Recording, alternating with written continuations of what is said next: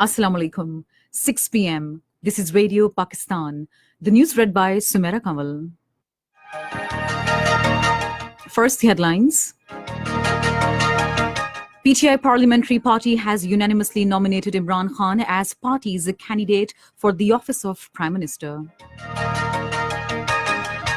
Caretaker Minister for Water Resources says India has built a Kishan Ganga project in sheer violation of the Indus Water Treaty. Army Chief has expressed the resolve to root out extremism and terrorism from Pakistan. A complete shutdown is being observed in occupied Kashmir on second consecutive day today against a changing status and demography of held territory. And now the news in detail. PTI Vice Chairman Shah Mahmood Qureshi has said elected representatives of his party have unanimously nominated Imran Khan as PTI candidate for the office of Prime Minister. Briefing media after PTI's parliamentary party meeting in Islamabad this afternoon, he said PTI has achieved a required majority in the National Assembly to form government at the centre. Shah Mahmood Qureshi said Imran Khan also took the party into confidence over the challenges faced by the country. He said the PTI government will focus on challenges on economic and foreign relations fronts. Qureshi said introducing austerity measures to reduce expenditure, enhancing tax collection, and economic reforms are the top priorities of Imran Khan. Shah Mahmood Qureshi said Imran Khan believes that forces of status quo having conflicting ideologies cannot pose any threat to PTI. He said opposition is forming an unnatural alliance which cannot sustain for a long time. PTI Chief Imran Khan has said he will take every decision on merit and in the best interest of the nation. He was addressing PTI Parliamentary Party after his nomination as party candidate for the office of Prime Minister in Islamabad this afternoon. Imran Khan said he will introduce PM Question Hour in the Parliament on the pattern of the United Kingdom, where he will answer to lawmakers' questions every week. He said ministers will also be made answerable to the Parliament in real sense. The PTI chief said he will not demand anything from his party members which he himself cannot do. He urged the parliamentary party to adopt austerity measures to save nation's wealth, which will be spent on people's welfare. Minister for Water Resources Syed Ali Zafar says the caretaker government has prepared 10 guidelines for the next government to address the water scarcity issue in the country. Addressing a news conference in Islamabad today, he said consensus needs to be developed on Kalabagh Dam at national level and the project should be launched. He said besides 400 small dams, construction of Damir Bhasha and Muhammad dams should be started at the earliest. He said India has built Kishan Ganga project in sheer violation of 1960s Indus Water Treaty signed with Pakistan. He said now India is planning to construct Ratli Dam in violation of treaty and Islamabad should convince World Bank, which is guarantor to the treaty, to form the court of arbitration to decide this case. To a question, Syed Ali Zafar said it's not possible for India or Pakistan to reverse IWT. Earlier, addressing a regional seminar in Islamabad, Information Minister urged the international community to benefit from the industrial parks to be set up in Pakistan under China-Pakistan Economic Corridor project. He pointed out that the multi-billion-dollar CPAC envisages enormous potential for the regional integration. The minister emphatically stated that it is Pakistan's prerogative to firm up its economic policy. No other country has the right to interfere in it. He categorically stated that there is no connection between the CPAC and the loans of IMF, and it is mind-boggling that a country is drawing connections between them. This is Radio Pakistan. Army Chief General Qamar Javed Bajwa says Pakistan is determined to root out extremism and terrorism from which youth has an important role to play.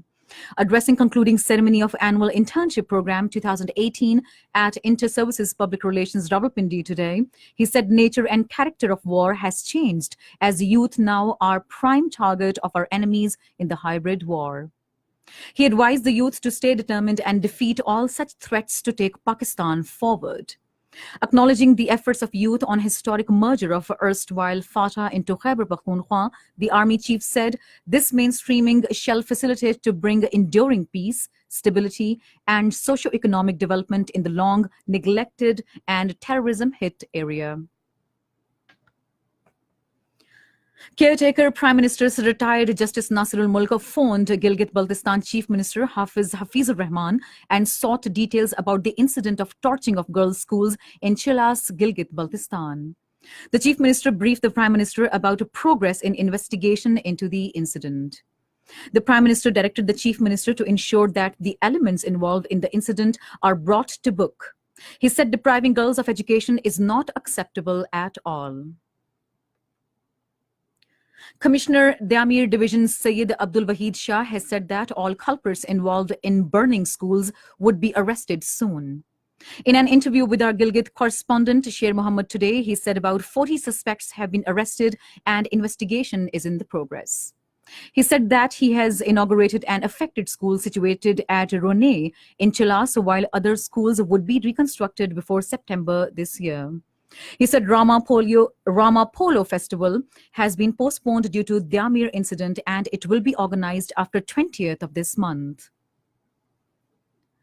A two-day preliminary planning conference of multinational naval exercise Peace 19 has begun in Islamabad. The conference, being attended by delegates from 25 countries, will finalize details of the Peace 19 exercise, which will be held next year. A private airliner reached Lahore this afternoon from Chinese city of Gongshu carrying 214 Pakistanis who were stranded in the city. The Civil Aviation Authority had given permission to the airline for bringing back Pakistanis who had been stranded in the Chinese city of Gongshu since 29th of last month, when the airline abruptly cancelled its flights over a dispute of payment with the Civil Aviation Authority. In occupied Kashmir, complete shutdown is being observed for the second consecutive day today against the BJP-led Delhi government's plans to abrogate Article 35A of Indian Constitution. The Article 35A grants special rights and privileges to permanent residents of Jammu and Kashmir and bars non-Kashmiris from purchasing land and property in the territory. Call for the strike was given by the Joint Resistance Leadership and supported by legal and trader bodies and civil society organizations. All shops and business establishments are closed in all major cities and towns of the territory. Train service remained suspended for the second day today. The shutdown was aimed at lodging protest against the hearing by the Indian Supreme Court of the petitions seeking repeal of the Article 35A. Saudi Arabia has suspended new trade and investment with Canada after it urged Riyadh to release its arrested civil rights activists. In a statement, Saudi Foreign Ministry said it also gave the Canadian ambassador 24 hours to leave the country and recalled its own ambassador from Canada. And finally, the weather. Rain and thundershower with isolated heavy falls accompanied by gusty winds are expected at scattered places in Islamabad, Rawalpindi, Gujranwala, Lahore, Sargodha, Faisalabad, Hazara, Kohad divisions, and Kashmir during the next 24 hours. Rain thundershower with gusty winds may also occur at isolated places in Bahawalpur, Malakand, Peshawar, Mardan, Bannu, Dera Ismail Khan, Job, Kalat, Sakhar, Mirpur Khas divisions, and Gilgit-Baltistan. Hot and very humid weather is likely to prevail elsewhere in the country. To end the news, here are the headlines once again. PTI Parliamentary Party has unanimously nominated Imran Khan as party's candidate for the office of Prime Minister. Caretaker Minister for Water Resources says India has built Kishan Ganga project in sheer violation of the Indus Water Treaty. Army Chief says has expressed the resolve to root out extremism and terrorism from Pakistan. A complete shutdown is being observed in occupied Kashmir on second consecutive day today against a changing status and demography of held territory. And that is the end of the news. For more news and analyses, log on to our website, radio.gov.pk, and also watch live streaming of our bulletins on the link facebook.com/radio Pakistan News Official.